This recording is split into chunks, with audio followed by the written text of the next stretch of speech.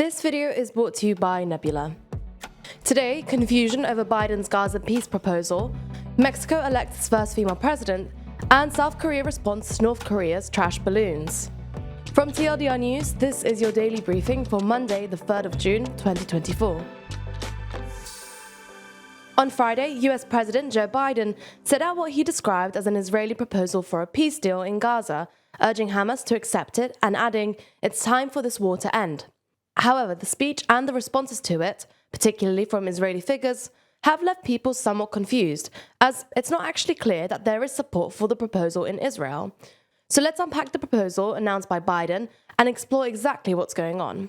Biden said the proposal has 3 phases. The first would last 6 weeks and would include a full ceasefire, a withdrawal of Israeli forces from Gaza's populated areas, the release of a number of hostages by Hamas in exchange for the release of hundreds of Palestinian prisoners, and a surge in humanitarian assistance. Through Phase 1, Israel and Hamas would negotiate Phase 2, which would aim to achieve a permanent end to the hostilities. Though if negotiations take longer than the 6 weeks of Phase 1, then the ceasefire would continue as long as negotiations do. Phase 2 would include the release of all remaining living hostages and a full withdrawal of Israeli forces, and then Phase 3 would see the beginning of a major reconstruction plan for Gaza and the return of any final remains of the seized hostages. But while Biden framed it as an Israeli proposal, the Israeli government did not seem too receptive. Benjamin Netanyahu's office put out a statement saying that his government is united in the desire to return our hostages as soon as possible and is working to achieve this goal, and that therefore he had authorized the negotiating team to present an outline for achieving this goal. Now, confusingly, his statement did not directly refer to Biden's speech, and it said that Israelis' conditions for ending the war have not changed, and that a permanent ceasefire was a non-starter unless Hamas was destroyed and all the hostages were returned.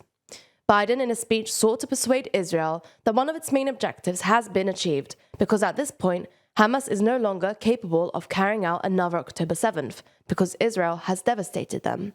Meanwhile, Hamas said it viewed the proposal set out by Biden positively, and said that it was ready to deal positively and constructively with any proposal based on a permanent ceasefire.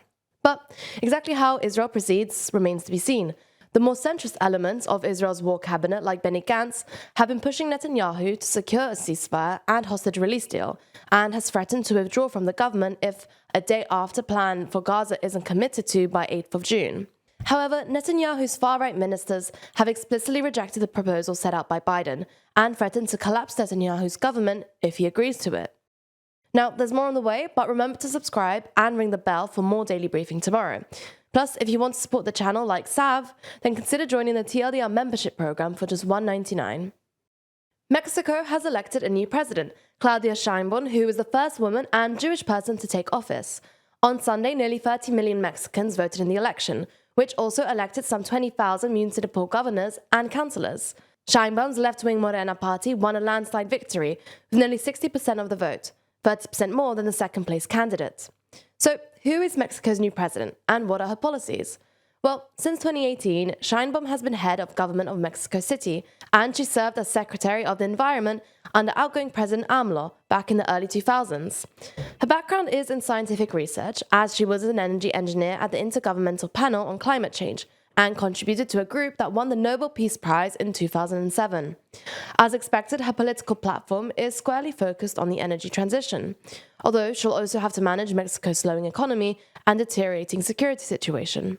In terms of specific policies, Sheinbaum, like her predecessor, believes in a strong welfare state with a universal pension for the elderly and a program supporting apprenticeships for young people. She's also vowed to maintain a friendly relationship with the US despite rising tensions over immigration and drug trafficking in recent months.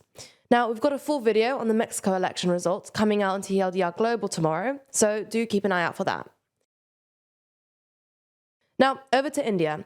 After 6 weeks of voting, exit polls now reveal that the immensely popular and incumbent Prime Minister, Narendra Modi, is poised to secure a third 5-year term.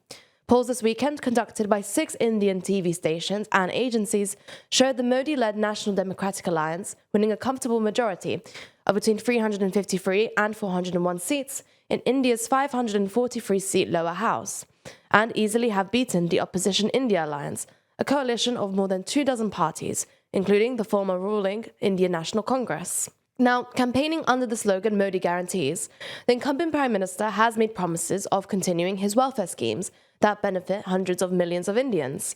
Despite his popularity, there's fears that he will use his power to change the constitution amidst a rise in nationalism among right-wing Hindus, some of which have been openly campaigning to transform India from a secular state into a Hindu one.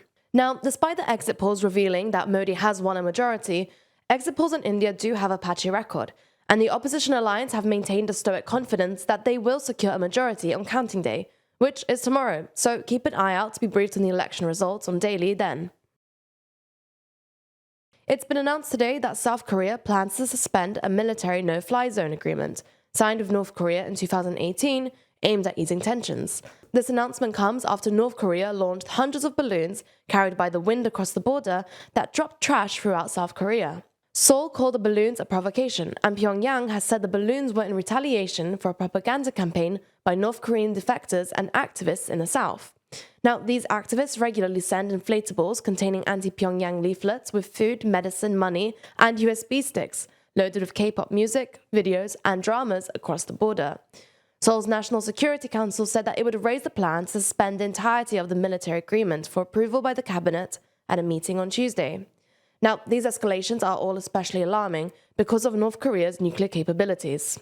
But in our final uplifting story for today, we discuss a breakthrough by material scientists at the University of Cambridge, who have developed a way of recycling cement to produce ultra-low emission concrete, which could be transformative in the transition to net zero. The method, which the researchers say is an absolute miracle, uses the electrically powered arc furnaces used in steel recycling to simultaneously recycle cement. They found that cement is an effective substitute for lime flux, which is used in steel cycling to remove impurities and normally ends up as a waste product known as slag. But by replacing lime with cement, the researchers found that the end product is recycled cement, which can be used to make new concrete. Now, this is a major development in the construction industry's drive for net zero, and it's scalable, cost-effective, and it significantly reduces emissions from both concrete and steel. If the arc furnaces used in steel recycling could be powered by renewable energy, the method could eventually be used to produce zero-emission cement. That's not the end of the story though, and if you want to continue learning more, then check out Nebula News. Nebula News is our joint venture with Nebula, where the TLDR team curates a selection of videos that matter most in the world right now. No more feeling out of touch or not knowing what to say at events. On Nebula News, we help guide you through the news that matters most, using videos from a huge variety of creators, helping you find stories that matter and avoiding burnout. It's not just curated news content brought to you directly by us. Nebula also features loads of exclusive original content. That's things like Real Life Law's brand new series War Room, which every month runs you through a whole load of ongoing conflicts, keeping you in the loop. You can also watch every TLDR video on Nebula ad-free, and in many instances before they land on YouTube. Now, if you're already subscribed to Nebula, you can find the brand new Nebula News section at nebula.tv/news. And be sure to bookmark or save that link so you can use it as your TLDR-ified news homepage. If you're not a member already, then click the link in the description to sign up now. If you do, you'll get 40% off an annual plan by using our link. That's less than £2 a month. Plus, Nebula will know that you came from us, which really helps us out.